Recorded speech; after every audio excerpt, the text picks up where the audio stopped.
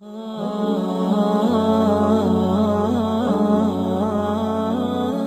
wonder if Cleopatra visited Swarovski jewelry store or Claire's.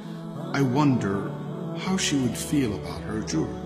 If Kisra, the ruler of Persia, spent the night sleeping in your bed, what would he think of his own royal bed? Would Caesar be proud of his luxurious life, reclining on a couch and fanned by a slave girl, if he knew that my living room has a more comfortable reclining chair and an AC unit that can make it feel like an igloo even in a Texan summer?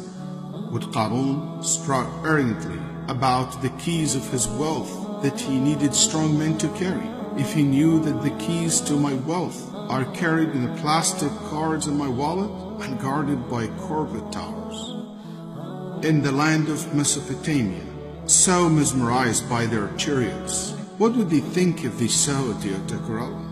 Of the people of Baghdad and Qurtuba, who used to pride themselves at the vastness of collection of their libraries, so the amount of books that can be carried by college students in their tablets, how would they feel?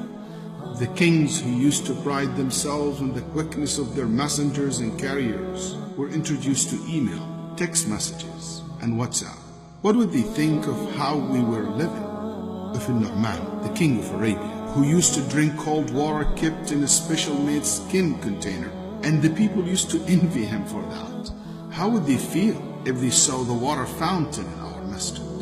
If the Abbasi Khalifa al-Mansur, who used to have his slaves mix hot water with cold water to create a unique bath for himself, and his people used to imagine what that was like, what he would think of trying my jacuzzi.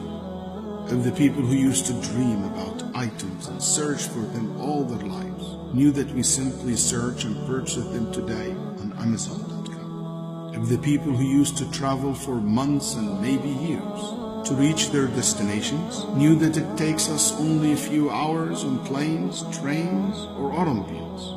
My brothers and sisters, we live today better than many of the kings and royals of the past, but we can't see it.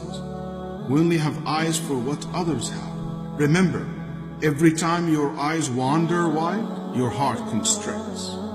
As Allah subhanahu wa ta'ala said, أعوذ بالله من الشيطان الرجيم ولا تمدن عينيك إلى ما متعنا به أزواجا منهم زهرة الحياة الدنيا لنفتنهم فيه ورزق ربك خير وأبقى.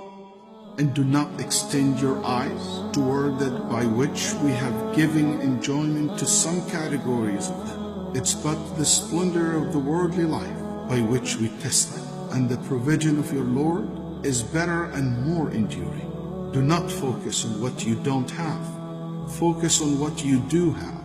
Comprehend the following statement with your heart and memorize it on your tongue. When you are grateful to Allah and do what He asks of you, He will give you much more than what you ask.